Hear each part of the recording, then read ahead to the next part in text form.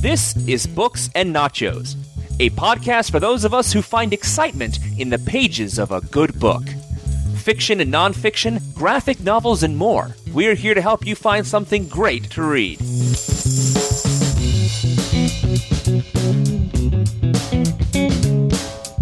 In 1985, Rambo exploded into theaters in Rambo First Blood Part 2. Despite the first Rambo film, First Blood, being arguably the better film, with Rambo First Blood Part 2, the iconic version of Rambo was born.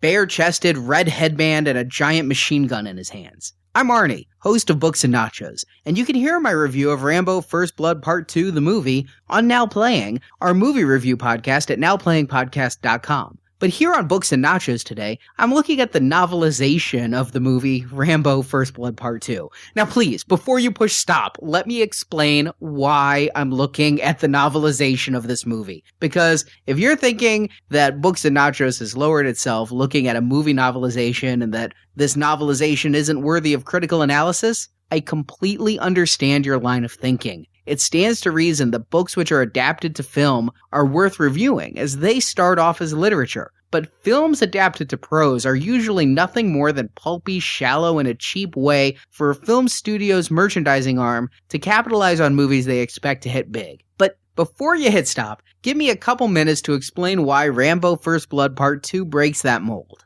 I have a lot of experience reading movie novelizations. When I was growing up, a locally owned bookstore, Chapter One Books, had a selection of its store entirely devoted to film adaptations. They were such big business in the 80s. And it was that section of the bookstore that I was most drawn to. There, I picked up novelizations of Ghostbusters 1 and 2, Spies Like Us, Clue, which had multiple endings like the film, including a fourth ending the film didn't have. The first two Indiana Jones films, all three Star Wars films, many of the Star Trek films, and many, many more.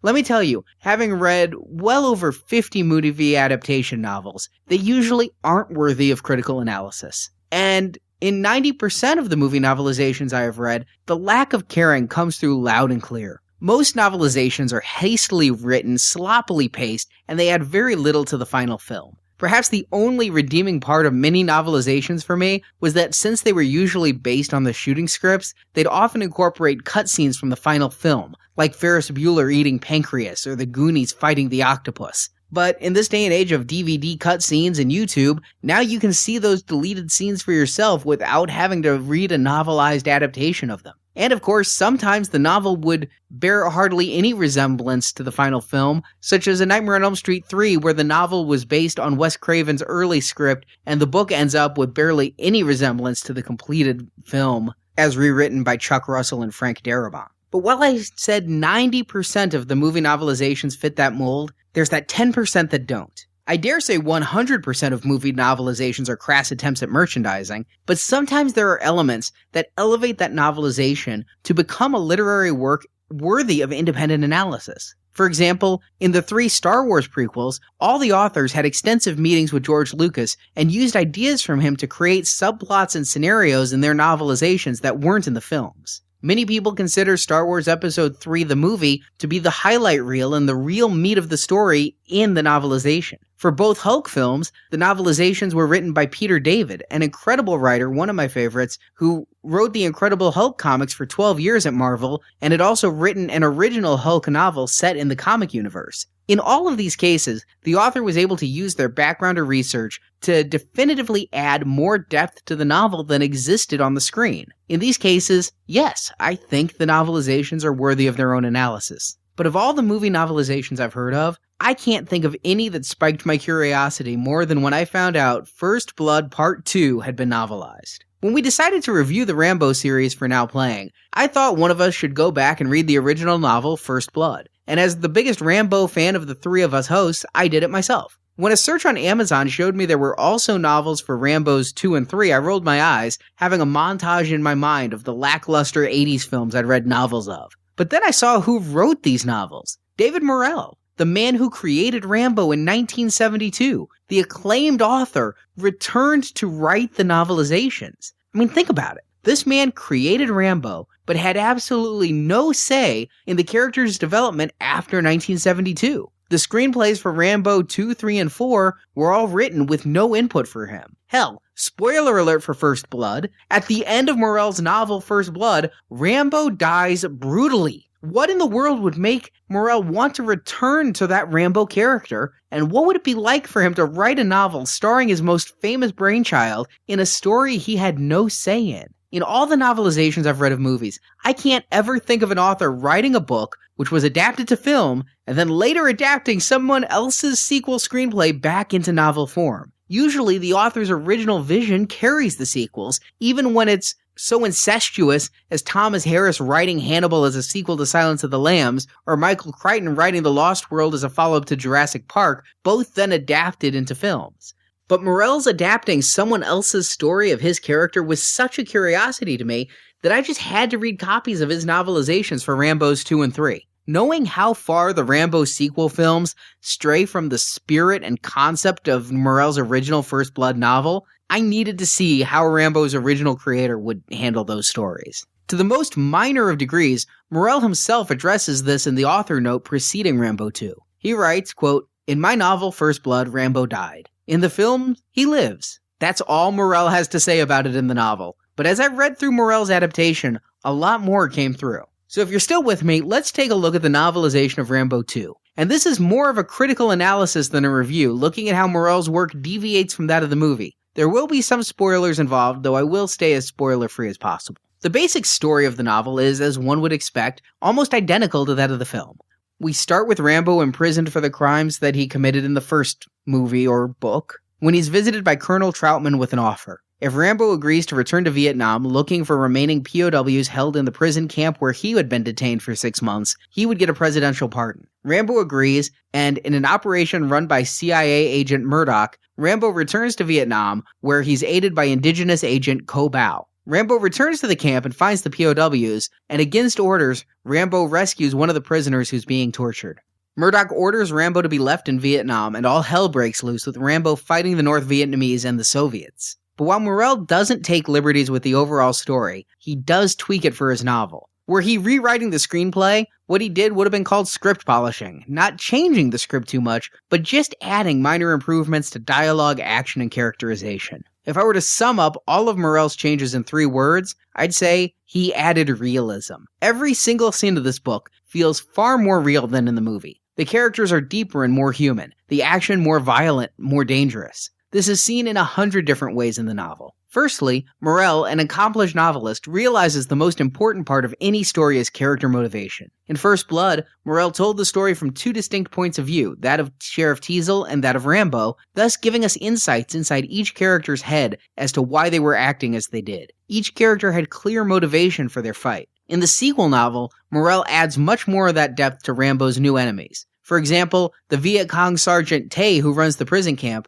is revealed to be the same one who held and tortured Rambo years before. Rambo's escape earned the sergeant a demotion and a career in exile, never able to transfer out of the camp. This gave the sergeant true motivation to hunt Rambo the second time, to repair his tarnished reputation and to have revenge for the years he's toiled at the camp. Rambo's first escape caused Tay to become an expert tracker, vowing no prisoner would escape him again, and those tracking skills pay off as Tay stalks Rambo through the jungle. This also gives Rambo a personal reason to hate this man, not just because he's Vietnamese, but because he's the one who gave Rambo the scars that cover his body. Their struggle, so flat and uninteresting in the final film, is given incredible weight in the novel, and when Rambo has his victory over Tay, the reader can celebrate with Rambo, not just because he killed an anonymous Vietnamese enemy, but because Tay was a worthy adversary who had haunted Rambo's memories for over a decade. That same type of characterization is given to the Soviets who come to interrogate Rambo, Lieutenant Podovsk, and the torturer Lieutenant Yashin. In the film, they're just evil because they're Russians, and in the 80s that was enough.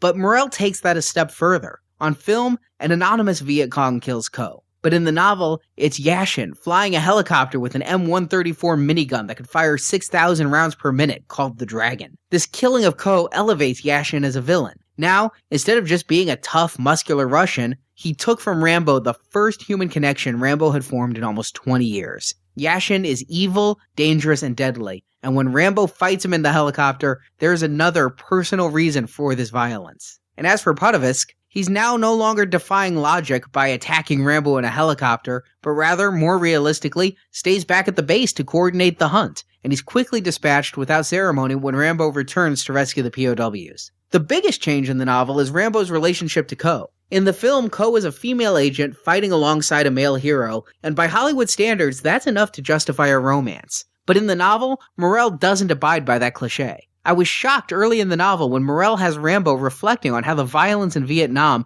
made the thought of physical intimacy with a woman unbearable. Rambo wasn't interested in romance, and to Morrell's credit, neither was Ko. Rather than being someone for Rambo to fall for and then avenge, Ko is given a very detailed backstory of how her husband was killed, and she came to work for the CIA in exchange for her brother and her son being given asylum in California. Ko doesn't want to go back to America with Rambo as his lover. She wants to go see her son and asks Rambo to marry her as a sham, just long enough so she can be a citizen, and then stay in America, safe with her son. And this isn't something that just comes up out of the blue as it does in the movie. Ko begins campaigning for this early on, first asking to go with Rambo when Rambo's initial extraction was to come, and then asking again as they escape the prison camp. Eventually, Rambo does relent. Now, Morrell does imply that Rambo and Ko were starting to develop feelings for each other out of mutual admiration and respect. And it's important to the character of Rambo that he starts to allow someone to be close to him, something he hadn't done since before he first went to Vietnam. But in the film, this is all delivered in the span of minutes, and it feels forced and unjustified. In the novel, Morrell sells it much better, and when Ko is killed, Rambo's heartbreak resonates.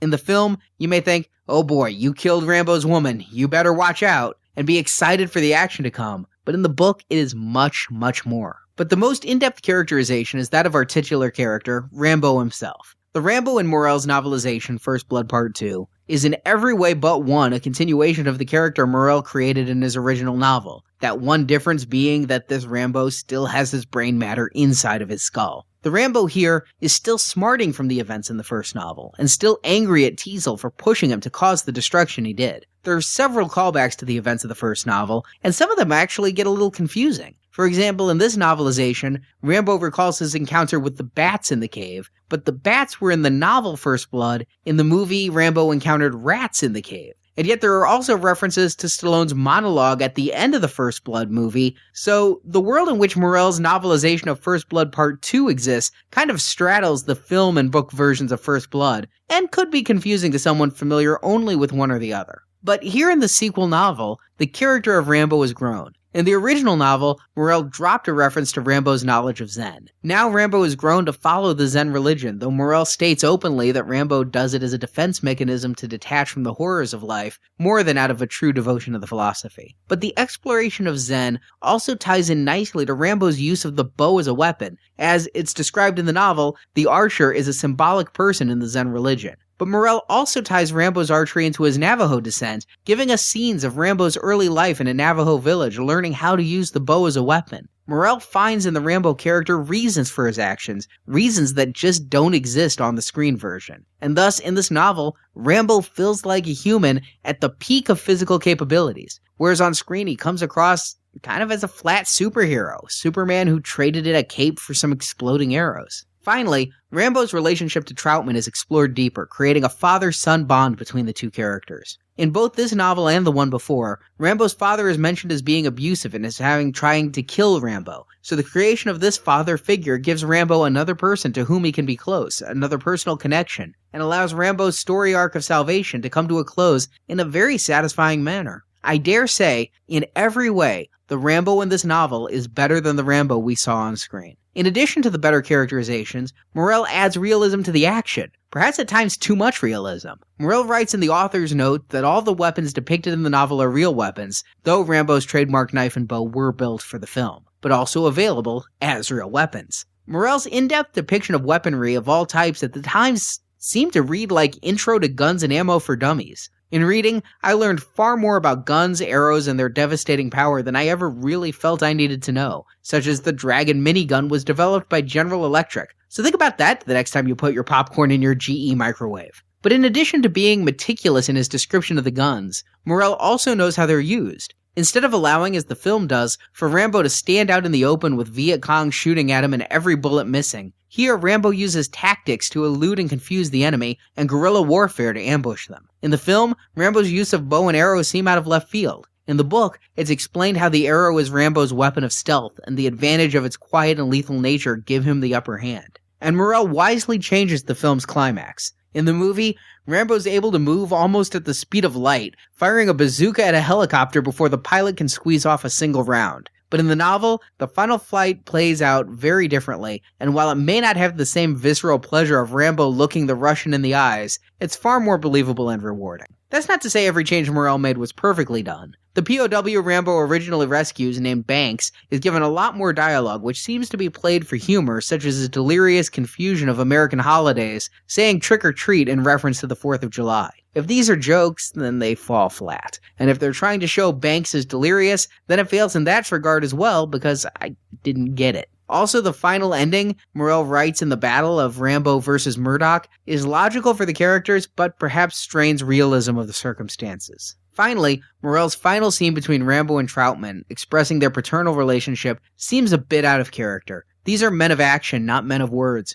So for them to say these things aloud just didn't fit. But with those minor quibbles, Morrell's novel is a distinct improvement over the screenplay original, and a fascinating object lesson in how a story that seems so silly can, with just some very minor changes, become a grounded and gritty character piece. But alas, Morrell is hamstrung by the story of the film. I get the impression Morrell really wants to write a taut thriller as he did with the original First Blood. He tries to get inside the villain's head whenever he can, but the Soviets and Vietnamese enemies are introduced too late in the story, and Murdoch is too far removed from the action, so we simply get here the best Morrell can do with what he was given. If you find the entire concept of Rambo 2's story to be silly and uninteresting, then there's absolutely nothing in this novel for you. However, if you enjoyed the original First Blood, in novel or movie form, I encourage you to read Morrell's adaptation of Rambo First Blood Part 2 to get more of the great characterization of our hero. And if you're a student of writing, I'd encourage you to both watch the movie and read this book as an object lesson in the right and wrong ways to write characters. Now, of course, this novel is long out of print, but I was able to get a copy for only $2 used on Amazon. And surprisingly, as I finished Morrell's version of Rambo First Blood Part 2, I find myself very hungry for Morrell's adaptation of Rambo 3, and ever wishing that Morrell would have returned to novelize that most recent Rambo film. And you can hear my thoughts on all the Rambo films at Now Playing, our movie review podcast at nowplayingpodcast.com, where Brock, Jacob, and I are reviewing one Rambo film each week through November, and as we review each movie, I will continue to review Morrell's Rambo novels here at Books Nachos. And join me in 2 weeks as I sit down to talk with the author, David Morrell himself. Thank you for listening.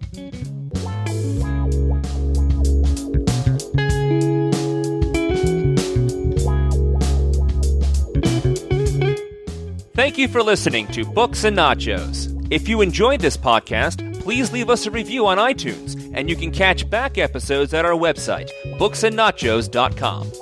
The music for Books and Nachos is The Right Prescription by Chai Weapon, which can be downloaded at podsafeaudio.com. Books and Nachos is copyright 2010 Venganza Media Incorporated.